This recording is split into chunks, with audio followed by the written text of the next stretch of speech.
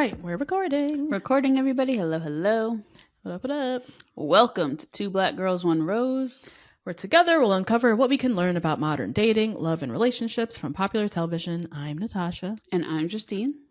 And what a short episode. Short and sweet. Without Short and sweet. Chris Noth. He was missing. I know. I feel like without Big, Carrie's floundering, and even what they're doing with her characters, like the writers are floundering. Like, I don't know what to do. Got a cool little celebrity cameo. John Bon Jovi. He's in this episode. Didn't even notice. Didn't notice him. I just remember that this was him. Oh, okay. No, fuck all about John Bon Jovi, but sure. He's from Jersey, I think. He is. Yeah. He's from Jersey. So I should know That's him, why but... we should know him, right? He's like one of those. Anyways, thoughts on this episode, friend? Yeah. Talk about playing games and relationships. But a lot of therapy, which we love. Yeah, that too. Which was cool. And really interesting to see this therapist in the early 2000s and what she was saying about men. That was interesting. She's supposed to be like the Orna of 2000. Yeah. I thought it was interesting too, the term shrinks. I had to look that up and where that came from. Shrink? A shrink. Oh, where it came from. Oh, yeah. I don't know that. Yeah. I've never bothered to look it up.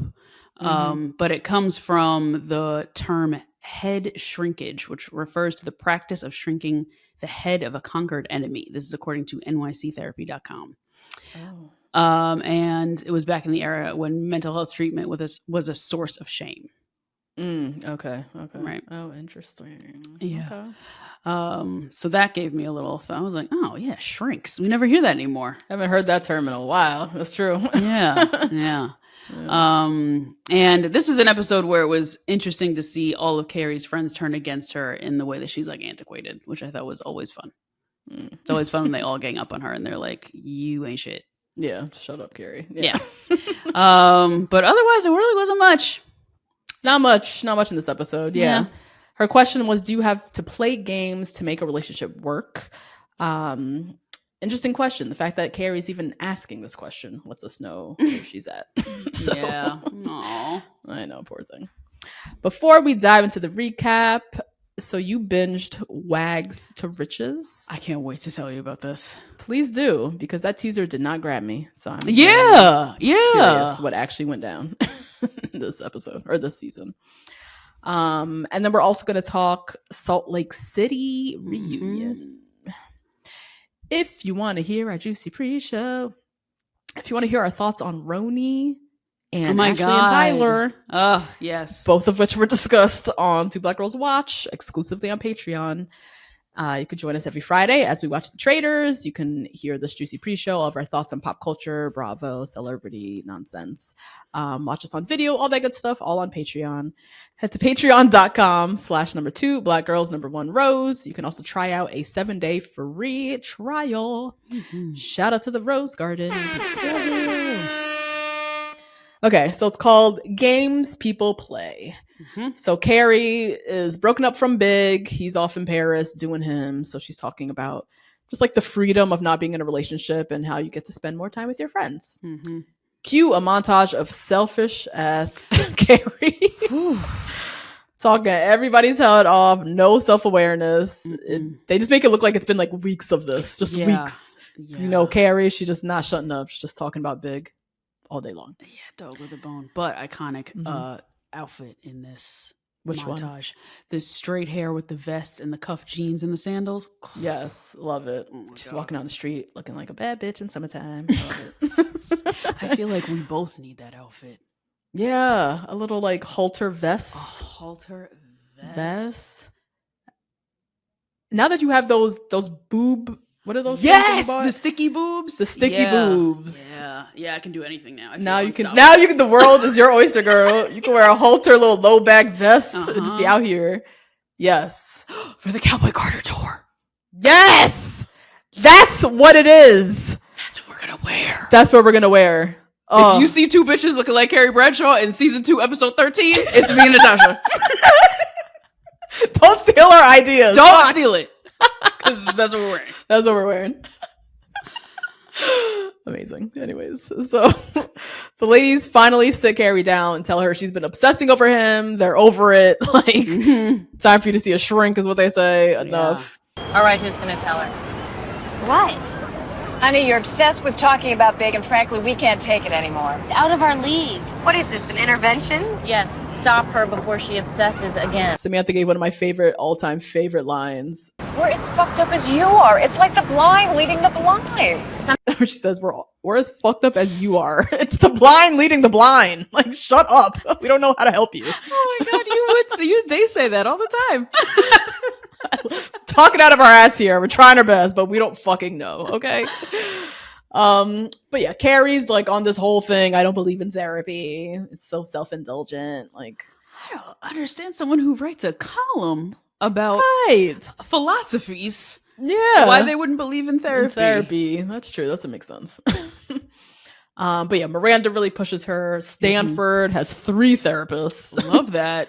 He really pushes her. And then we see Carrie go off to therapy. First, though, let me talk about Miranda. Tie Miranda up real quick. Yeah. So she's in this like interesting little across the window late night dalliance with her neighbor. Yeah. Have you guys ever had this? Call this, yeah. Because you know what? I didn't have this at all, but I saw 2 people. Fuck yeah. You did say this. Across the way on campus. Oh, in college? That was in the college, girl. They were. Oh my God. That's the only time I've ever seen 2 white people fuck. Woo! He was knocking her down. I was like, you better go ahead, girl. And it was like September. I was like, well, damn, you got him already? Just started. Wow. Yeah, Miranda, she got her little boo across the way. She's flashing her boob. He's showing his butt. They're having a whole little, late night session or whatever. So she spots him out in public at the grocery store. Oh my God, I'd run. Would you run? Whoa, wait. Would you rather? Would you rather run, sprint the other way, or would she talk to him? If I was wearing what Miranda was wearing, which was a full moo-moo, I'm running. I was embarrassed for her because what she had on. Yes, I do. In theory, I'd like to say I would go up to them, but probably not. I'd run. Yeah, I would definitely run. Yeah, keep it for across the window. That's part of the thing, though, right? Exactly, it's part of the mystique. It's part of the mystique. We're not ever supposed to meet. We're just supposed to be flashing each other and like jerking off later, and that's it. Yeah, and then one of us gets blinds, and then it's over, right? That's it. Yeah. Exactly. Yeah. So she decides to go up to him and say hi, and like she's like, "Remember me?" And she like does a little motions as she flashed her boob. Oh, so embarrassing. And learns that she actually lives in the apartment above the guy who he's really been, dealing with, cruising with. He says, "Yeah, embarrassing." Samantha, meanwhile, she's dating like a big Knicks fan, sports guy, who she only gets laid when his team wins. Yeah. So now she's like all into sports and eventually breaks up with him because she's like, this is stupid. This doesn't follow Samantha rules. I also love how they went to the bar and it was sports night, no specific sport. Even just that. Sports night at the bar. What is that? Sports is on every night. Like, what? Oh my God. I was like, are there different sports? Is it different sports on every television? Maybe it's not a sports bar per se. It's like a regular bar. Okay. But that's the night they turn on the TVs and it's sports night. Yeah. Maybe that's what they're trying to say. So otherwise, what? Doesn't make no sense. Anyways, Carrie decides to go to Dr. G Celebrity Shrink. Yeah. Then she tells her that Big was playing games. She didn't know the rules. She was just along for the ride. The therapist, who is just robbing people out here because she didn't give her no advice, just tells her she's picking the wrong men, which obviously that's what she's doing. Why am I paying you to tell me this? Yeah, and that's not the only answer. Right. What else? It's a very just like the right one will fix you. Get out of here. What? You're supposed to fix me, bitch. Right. So she debriefs with the ladies. Charlotte, of course, is like, well, you have to play games. That's how you deal with men. Like, it could actually be empowering. Like, Charlotte is so self-assured in her patriarchy. Yes. Oh my God. She so knows, confident. Yep. She's very confident that this is how it is. Yep. Love that about her. Right. She even tells Carrie, well, maybe you and Big are at halftime and the game isn't over. So already floating. Yeah. Maybe you can get back with him. Like, Charlotte, shut up, please. So yeah, Carrie is wondering, like, are relationships just one big chess game? Like, is there any such thing as being honest, or do you have to play games to get a relationship to work? So she keeps going to therapy, and while she's in the waiting room, she bumps into a hot guy coming out of the appointment. This is John Bon Jovi. And this is John Bon Jovi. Who'd you think it was? The fucking guy across the way? Yeah, I had no idea. I had no idea which one it was. Yeah. Okay. So yeah, meets this hot guy. So now she's dressed up for appointments, and he eventually introduces himself. His name's Seth. He's a photographer. They chat. He just celebrated 1 year in therapy. They decide to go out to dinner, having a great time, and she decides to be honest with him, open with him, try something new, and flat out tells him that she likes him, and he says he likes her back. That's not new. You did this all your last relationship. I love you. What? Okay. Anyway. So they go on more dates. He eventually comes back to her apartment. This little outfit was also very iconic. I remember this. It's the yellow little Daisy Dukes, this little blue plastic little t-shirt, little top she has on. And the shoes are terrible. She's wearing like black work shoes, like a little heel on it. I was like, what is this? This is like sexy single Carrie. They play Twister, they have sex, and during pillow talk afterwards, she just flat out asks him, like, why are you in therapy? What is it? And he shares that after I sleep with women, I completely lose interest. Oh my God. And she shares, I picked the wrong men. It's so awkward. Get out of my house. Get out of my house. And yeah, it was the last time she saw him. She stopped going to therapists, and that was the episode. That was basically it. 20 minutes, maybe. 20 minutes. It was like 19. Oh my God. So short. So anyways, let's dive in. So I want to start first with Carrie. You know, she's that friend who's now ended things with her ex, but now can't shut up about him. Now it's just talking about him endlessly. Have you ever been in this situation where you have a friend who went through a bad breakup and now it's just like word vomit, can only talk about him, and you need to kind of like corner her and be like, girl, you know, or how do you deal with this friend? What do we do with this? I've never, first of all, not been interested. And then second of all, I've never had a friend not move on. Eventually. All of them have picked up and moved on in pretty normal timelines. Or gotten help in pretty normal timelines. Yeah. So I remember a friend I had. This was like, I think we were in college or after college. Either way, she was in the throes of like breaking up with her man and, you know, figuring out what to do. And I loved her boyfriend. I was actually really sad that she wanted to break up with him. I liked him.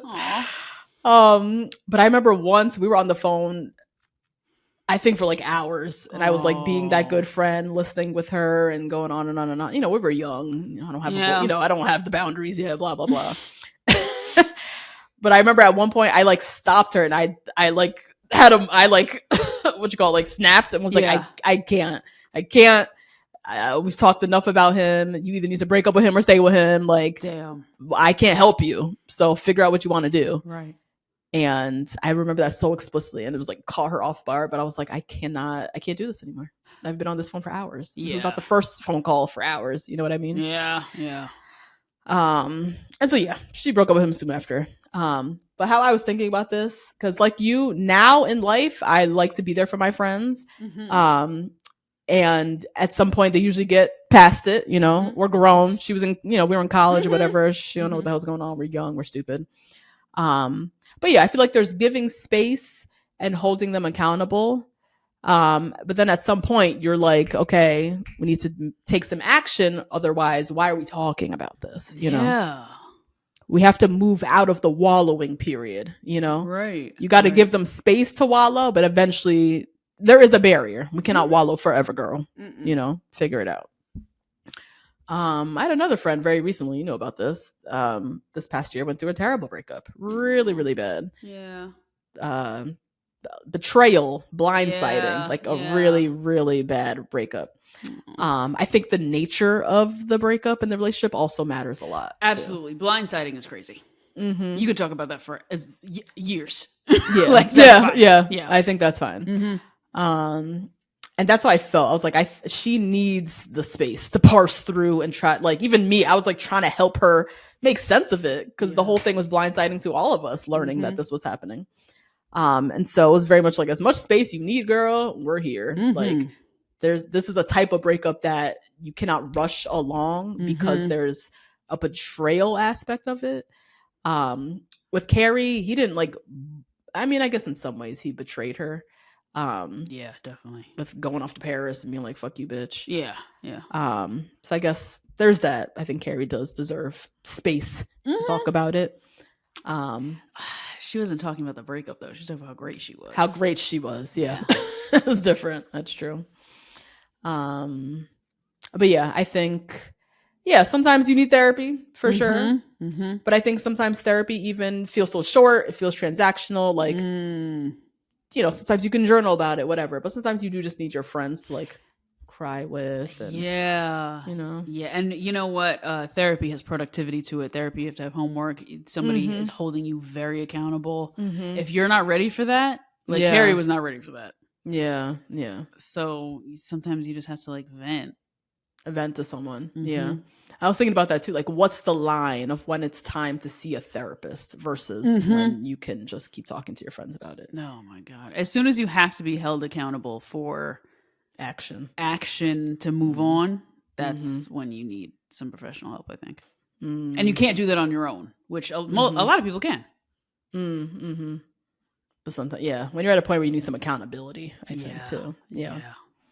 I have another person close in my life who was going through it maybe 3-4 years ago with an ex, and same thing. I don't want to say I snapped. I had way more empathy. I had a lot more empathy. Yeah. But mid convo, I literally said to her, I was like, I think you need to go to therapy.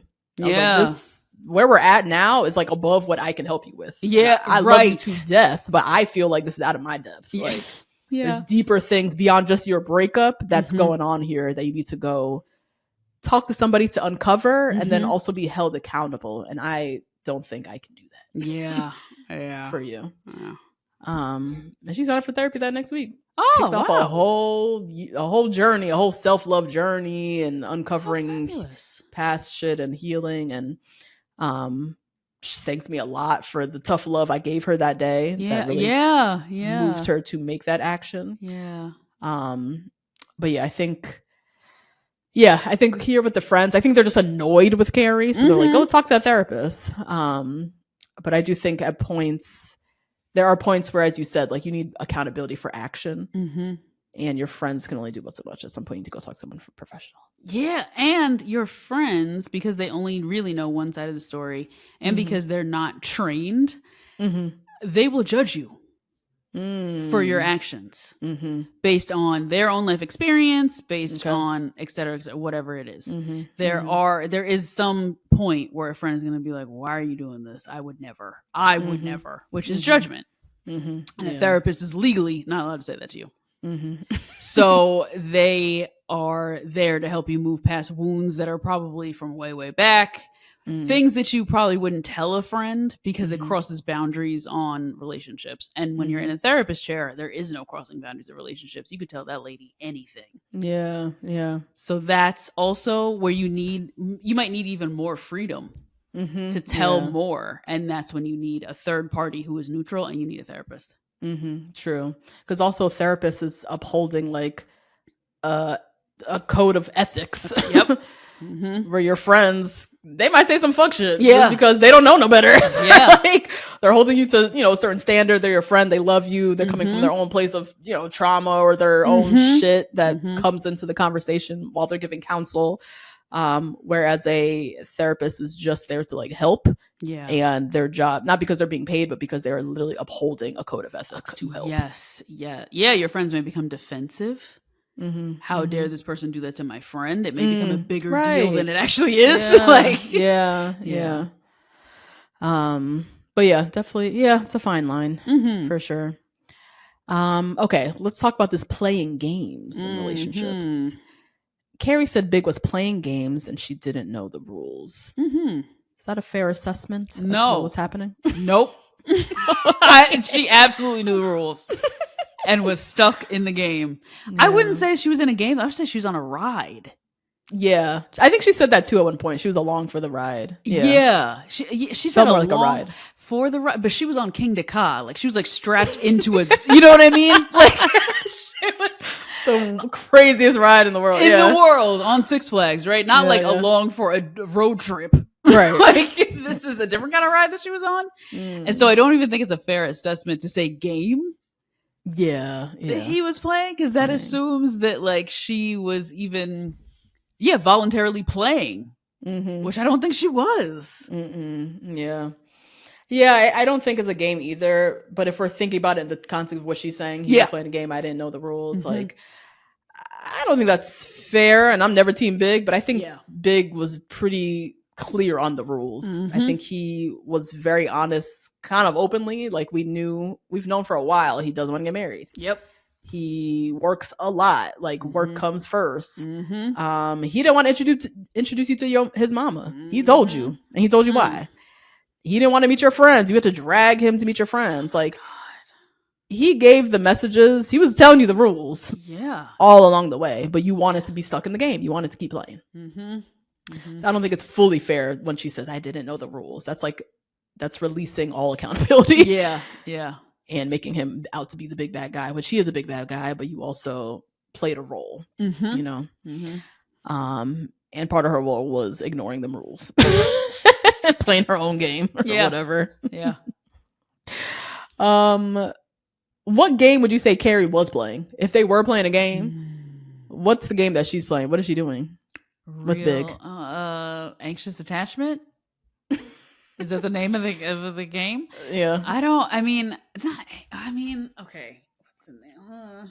I was thinking the game she was playing, which is along what you were saying, is like Conquer the Man.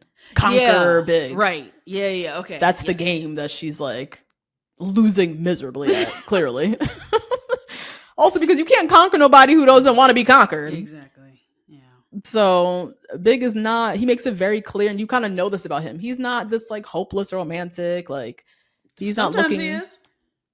Sometimes you play some Frank Sinatra, some dumb shit he's into, sure. But he's not looking to lose himself in love or like lose himself in a relationship or like he has his wits about him the entire time. The whole time. Yep. His priorities are very clear. Like I think he wants companionship. Like that's what he prioritizes. Having something pretty on his arm. Yep. But she's playing this game of like, I gotta conquer the man. I gotta conquer Big. And she's the only player in that game. It's literally playing herself. Yes. Literally. Literally playing herself. Oh my God. And I feel bad saying that because so many people have been there. I've been there. It is like the worst thing ever. Yeah. Especially when there are alleged signs like a picture in the drawer of the two of you. Yeah. You know, there's like little signs that it could be happening. But especially when he's as verbally explicit as Big was. Yeah. There's no point. There's no point. Yeah. She's playing a losing game. Yeah. Which makes me sad that she doesn't recognize like all the times that Carrie is like dragging him along. Come and meet my friends. I don't want to meet them. Please. Like, you know, can I meet your mom? I don't want you to meet her. I'll just show up anyways. Yeah. Like, yeah, I love church. What? Yeah. Like what? All the ways that she's just dragging, like doing the most, and he's not even meeting her halfway. She's stepping over the halfway mark to drag him over to her side. Yeah. He's just not a fair opponent in this game. And she doesn't make that realization. At this point, she's like, he's just big and bad, and he's like the worst. And it's like, but the whole way you were like trying like really hard at something that is just not, he's not bought in. Yeah, but she gets confused because he does. Because he is sometimes. Yeah. Yeah, he did meet her friends, Yeah, after she had to drag him along to meet him. but he did it. He did it. He did, like, she met the mom. That was wild. He did say I love you. Mm-hmm. He did come to He her house did. at 2:30 in the morning. Like, he did do it. So that's why she get like very confused. Because otherwise she wouldn't do, she would be like, no, why are you begging me for this? No, I told you no. Mm-hmm. Yeah, that's true. He shows up at times that keep her in the game, which is what he's the most guilty of. Yeah. Charlotte says playing games is how you deal with men, and that's just how it is. Yeah. What sense does that make? What do you think of that? Okay, I was thinking about this and her assessment. I think that games are used to waste time. Yes. Right? Yeah. That could be the purpose of it. Let me waste this woman's time real quick. Literally. Yeah. Or this dude's time. On my hands. I'm not financially where I want to be as a man. Let me just waste some time with some girl. Let me see if I still got it. And waste some time with some girl. Right. I think that's a game a lot of particularly men that we see play and play around with women, especially when they are just not ready for the relationship. They'll just keep playing games so they can keep getting pussy, so they can keep getting dates, so they can keep like whatever that is, validating themselves and their egos. But I think that's specifically what games are for. I've never played a game with crunch. Never. Like to keep a relationship or whatever whatever bullshit Charlotte was saying. No. And maybe there's to be argued, there's like the marriage game. Like we have to have whatever, date night once a week. We have to I do the cleaning, he does this. Some people call that a game. But in the way that Charlotte's talking about, I think it's just to waste time. Just to waste time. Yeah. And either you're doing it or it's being done to you. Like either oh my God, the man is doing it to waste time, but you don't know. And so you're like, oh my God, he's playing games with me. But like he is, because he's trying to waste time, as you said. I feel like Charlotte, when she was saying this, I was like, I mean, in high school and in college, we played a lot of games. Oh my God. Yeah. Foolishly too. Foolish games. We're young, we're immature. I feel like mostly when we're playing games in college or high school, because you're trying to save face. Right? You're trying to hurt him so he doesn't hurt you first, right? I'm not going to text him for 5 days because I want to save face. I don't want to seem too available. Right? And you want to be a certain type of girl.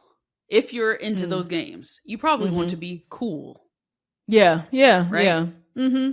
Yeah, it's definitely based in like some insecurity as well, because you're insecure in your standing in this person's like life. Yes, and your identity as maybe a girl who wants a long-term situation in a very short-term location, which is college. Right. So you're playing games like, oh, I got this. I got this. And really you're a mess. And you don't have anything together. Like oh God. Yeah. But yeah, playing games as a grown woman or grown man, I think is just the biggest surefire sign that someone is just not serious about you. Like, do you think though, because there's that book, The Rules. Dare I say those are rules to a game? Okay, yeah, she's treating dating and courtship like a game. Some people say that those rules do work. A lot of people say those rules work. A lot of married people. What are some of the rules that she like talks about? One of them that I remember distinctly, I'm so sorry I didn't look this up before the podcast, is that you have to not be so available. So you never say like, oh, I'm free tonight. Okay, yes. And we've all played this before. We've all played that made that play, I guess. You have no plans, but you're like, oh God, let me not seem like a loser who has nothing to do on a Friday night and just say I have some plans. Okay. Yeah. Or let me not be too available so he can chase me. Yeah. Right. God. Oh, Lord. That's true. There are games that we do kind of all play in this like courtship game. Yeah. In this like, let me try to catch a man and keep this man game. Yeah. There definitely are some plays that we make. Yeah, that's a good point. Right? And people claim that they work. So there is I think there is like gameplay to be made when it's a certain, maybe even when it's a certain type of man. I think when you're dealing with a man who thinks he's the king of the world, sometimes you got to play these kinds of games. You got to play like you don't know him. You got to play like he ain't shit. You know? And there's a difference between dating that man and then dating a man who may like make less money than you or be just not be in the same standing as you. And then you have to like build him up and be a cheerleader. Those are different games. Different games, right? Yeah. I mean, to me, just when I hear games, just feels like a big waste of time. Yeah. You said before. Yeah. But there is, I think, the rules of dating. Sorry, I'm looking it up right now. The rules of dating: time, tested secrets for capturing the heart of Mr. Right. I don't think this is wrong for a certain type of girl with a certain type of man. Yeah, I gotta look up those rules. I gotta know more. I know, guys. I'm so sorry. Honestly, we should do a book club with the rules. Yeah. Right? It comes up enough that I'm like, I should just read this book. But what was I about to say? Yeah, I think because I'm even just trying to think back to like Nate and I when we were recording, or Nate and I, like what games were played. And I like to say by the time I met him, I was like pretty jaded and just very straightforward. Like I didn't care if I texted him, he texted, like I didn't give a fuck about all that shit by then. But I'm sure if I think about it, New Year's, we both went to that party. Like we're leaving at midnight because we have another place to go. Because we have somewhere else to go and we can't be bothered hanging around Nate and his friends all night. And guess what the fuck we did? And guess what the fuck we did? Nate and his friends all night. So we like tried to have a game play. Like I tried to have a play lined up for the game. But then it was like, I don't have time for this. Like, because that would have been a waste of time, you know? If we had actually left and went back up to Harlem and did the thing we were gonna do because I wanted to appear like I was so cool, like that would have been a waste of time. I would have wasted a whole night of getting to just like fall for this dude. Exactly, you know? Yeah, and him fall for you. But also, I think too, something that this is. You guys are so familiar with this one night because of the podcast. Talk about this night all the time. That's true. He already thought you were cool. But I don't know if I fully knew that. I kind of learned. Girl, he told me. He told you, and I learned over the course of the night, like, oh shit, he like really likes me. But it was still a shock to me going into the night that I still felt like I had to have a play lined up. Yes, and he not only that he likes you, but that you don't need to play the I have something else to do. Because he already knew I'm a cool bitch and I have shit to do. Yeah. True. Yep. True. So yeah, I played some games, I guess. We all do a little bit. Yeah. Because I think dating, it makes way for a game, and it seemingly makes it more clear if there are rules. So if you do read this book, that might clear some things up for how you should act. And how you want to act around men. I think at the time, especially when I started dating out of college and even going into college, I'm such a like girl's girl, and like I'm third generation all girls school, and I have a dad who like cries at Hallmark commercials. You know what I mean? Like my dad's such a sweetheart and is so like woman forward, woman empowerment. Yeah. And so dating for me was like a pretty tough landscape for a little while because I didn't know how to like act. I didn't know how to do it. I'm actually pretty shocked I've never read this book. To kind of help guide you into figuring out how to crack this game of dating. Yeah. I had a younger brother who was 6 years younger than me, so I just thought he was stupid, you know? Yeah. Well, I don't know. Yeah. I'm kind of changing my tune a little bit. Right? Now that I think about it. We gotta read this book. We gotta read this book. But even beyond the book, like I still, even now married, listen to a lot of podcasts around dating and relationships because I'm so curious about this topic and like what's going, especially in today's times. It's like an unprecedented time in terms of connection, how people are meeting, and dating doesn't look like anything like it's ever looked before. And people listen to those podcasts, our podcast, they listen to these things because they're trying to figure out how to play the game. Yeah. Because dating does feel like a game. Yeah.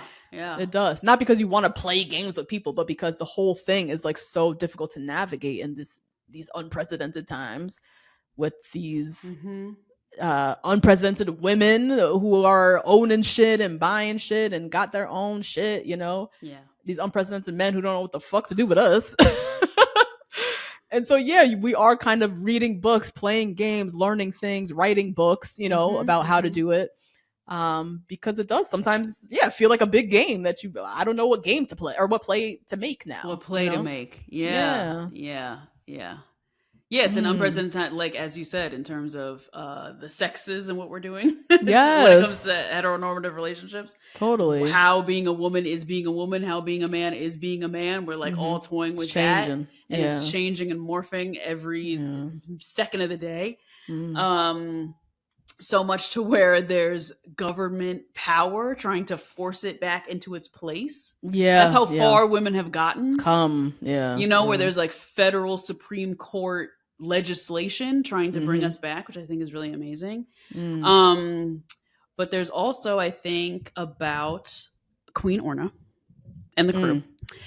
And when we watch shows like Couples Therapy specifically, and I never watched that show thinking marriage feels like a game. Right. Never. Or partnership even, because not everybody's married. But I do think, and she has said this too, that it's a dance. Definitely. She makes that analogy a lot. And I think she's right. It's not a game. We have to know the choreography. It's a dance. It's a dance. Yeah. Yeah. That is true. Yeah. And every relationship, the two people are kind of dancing together to kind of make this thing work. Yes. Yeah. Yeah. And some of it is like me taking some steps to kind of get what I need. And then you kind of stepping back the other way to get what you need. And the whole thing is a dance so we can fucking make this dance work. Yeah. Live our life and have happiness and love. And so not playing games necessarily in a relationship, but like a dance. A dance. And sometimes I step on your foot and you say, ouch. And sometimes you step on my foot and I say nothing. And I keep it moving, you know? But it doesn't feel like a game at all. Yeah. But dance feels right. Dance feels more like the term. Accurate. Yeah. Because also when I hear games, I immediately just think of like deception. Yeah, I think of same. Like, lack of honesty, poor communication. Like that's where my head goes. Lying, manipulating situations, like to work in your favor so you can win or get some type of upper hand. Yeah. Yeah. I think if two can play that game. Iconic film. Yes. From Vivica Fox. Yeah. Vivica Fox. Yeah, yes. Iconic. Oh my God, we should watch that. I know, for something. I'd love to watch that movie. Oh my God, it's one of my faves. I haven't seen that in so long. That's Vivica and Morris Chestnut? Vivica, Morris Chestnut. So many people are in that Bill one. Bellamy. Yeah. Or something. Where's that dude? Yeah, somebody like that. Oh, Bill Bellamy. Oh my God, I used to love him. Yeah. But what was I about to say? Yeah. So back to Charlotte, because Charlotte's like, you have to play games to make relationships work. And I agree. I think it's a dance. I think a game anywhere where you have to be dishonest to get an upper hand, I don't see how that could be healthy. Not at all. For a relationship. And don't you see how Charlotte's philosophy, this has to be a game, a man has to be a man, got her into her first marriage? Yeah. Yeah. Exactly. I know she was playing games with Trey. That whole celibacy foolishness, that was a game she was playing, girl. And you lost. Yeah. Woo. When does he come? When does Trey come into play? I don't know. Trey's so interesting and fun. He is an interesting character. Yeah. Nice. I like how where we brought this. Right? Love how we brought it somewhere. Last question I have. Would you date a guy you met in your therapist's office? Oh my God. I was thinking that was about to be my lessons learned. I would say no. There's too much like HIPAA. You know? I just feel like first date, I need to know why you're in therapy. Why you're that before that. You come out of the thing and I'm like, why were you in there?